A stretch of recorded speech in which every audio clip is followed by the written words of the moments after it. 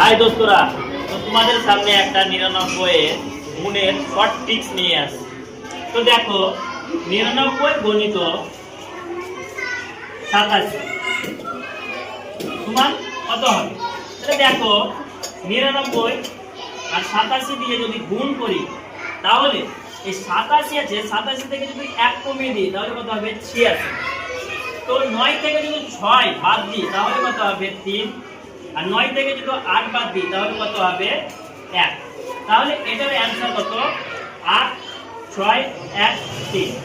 এইভাবে আর একটা অঙ্ক যদি আমরা দেখি যে 99 গণিত